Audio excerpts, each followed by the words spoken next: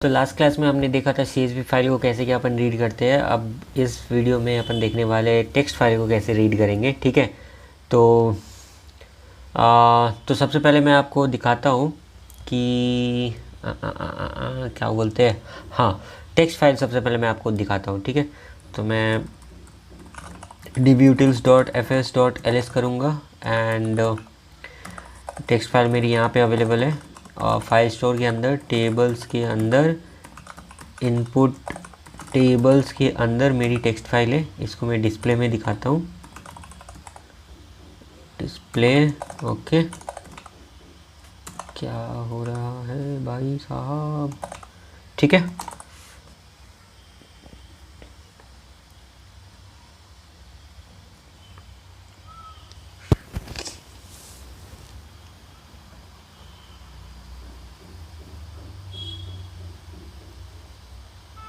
Okay.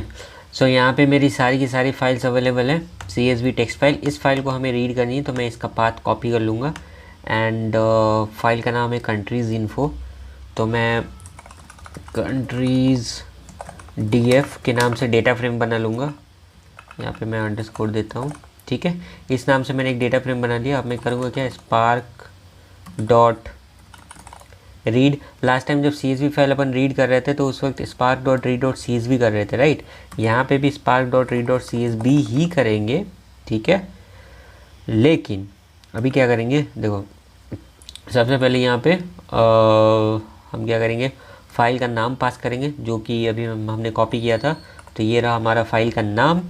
अब यहाँ पे लास्ट टाइम मैंने आपको बताया था कि अगर आप हेडर ट्रू नहीं करोगे तो आपको हेडर सही तरीके से नहीं आएगा, बट फिलहाल के लिए मैं अभी रहने देता हूँ। ठीक है, यहाँ पे मेन चीज़ आपको क्या करना है, सेपरेशन इक्वल्स टू आपको करना है टैब।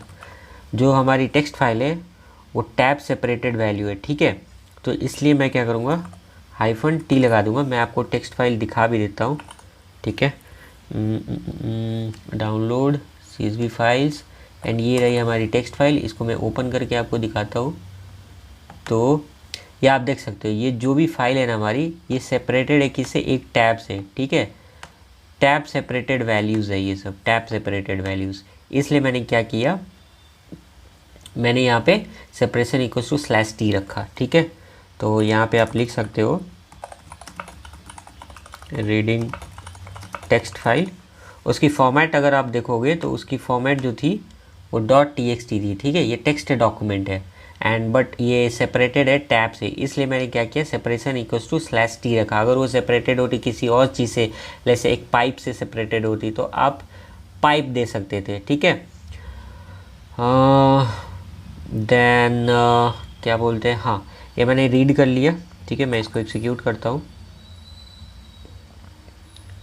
देन मैं इसका आउटपुट आपको दिखाता हूँ, कंट्रीज DF डॉट डिस्प्ले। तो इसको जब मैं एग्जीक्यूट करूँगा तो ये मुझे आउटपुट तो देगा, बट कॉलम का नाम सही से नहीं दे रहा है। तो इसके लिए मुझे क्या करना पड़ेगा, हेडर इक्वल्स टू ट्रू पास करना पड़ेगा, है ना। लास्ट क्लास में मैंने आपको बताया था, जब अपन CSV फाइल को रीड कर रहे थे तो उस दौरान मैंने आपको ये चीज़ बताया था। ठीक है, तो यहाँ पे मैं क्या कर सकता हूँ, हेडर को मैं ट्रू कर सकता हूँ, है ना। तो ये जब मैं करूँगा एंड एंटर, और मैं आपको आउटपुट दिखा देता हूँ, डिस्प्ले। तो अब देखो हमारी जो है ना कॉलम के नेम वो बिल्कुल सही आ जाएगी। अब मैं ज़रा डेटा टाइप चेक कर लेता हूँ, डेटा टाइप करेक्ट है या नहीं है, .dtypes। ठीक है, तो यहाँ पे सारे के सारे आप देख सकते हो, सारे के सारे स्ट्रिंग है जो कि इनकरेक्ट है। एक्चुअली ये तो इंटीजर है, और यहाँ पे भी आप डेटा टाइप चेक कर सकते हो, तो ये तो इंटीजर है, ये तो सही नहीं है। तो इसके लिए हमें क्या करना पड़ेगा, लास्ट क्लास में मैंने आपको बताया था। ठीक है, एक और पैरामीटर हमें पास करना पड़ेगा और वो है n फॉर स्कीमा, है ना। तो यहाँ पे मैं एक और पैरामीटर को पास कर देता हूँ, n for schema equals to, इसको भी मैं ट्रू कर देता हूँ। ठीक है, अब वापस से इसको एग्जीक्यूट कर लेते हैं एंड आउटपुट देख लेते हैं, डिस्प्ले। तो इसमें डिस्प्ले में आउटपुट तो हमें ठीक है पता चल रहा है क्या है। डेटा टाइप भी चेक कर लेते हैं, तो डेटा टाइप चेक करते हैं, .dtypes। ठीक है, तो फिर यहाँ पे देखो एग्जैक्ट करेक्ट आउटपुट हमें आना स्टार्ट हो गया, string, double, integer and all. So इस तरीके से आप एक टेक्स्ट फाइल को रीड कर सकते हो। आप चाहो तो अदर फॉर्मेट से भी आप रीड कर सकते हो। किस तरीके से, तो कंट्रीज डीएफ डेटा फ्रेम हमारा वही होगा। आप कर सकते हो spark dot read dot options, है ना, ऑप्शंस कर लो। उससे पहले आप फाइल पाथ डिक्लेयर कर लो। फाइल पाथ इक्वल्स टू हमारी फाइल पाथ कहाँ है, फाइल पाथ सबसे टॉप पे चला जाता हूँ। तो ये रही हमारी फाइल पाथ, मैं इसको कॉपी कर लेता हूँ एंड फाइल पाथ मैं यहाँ पे डिफ़ाइन कर दूँगा, ठीक है। And then dot options dot CSV के अंदर मैं लिखूँगा path equals to file path, ठीक है।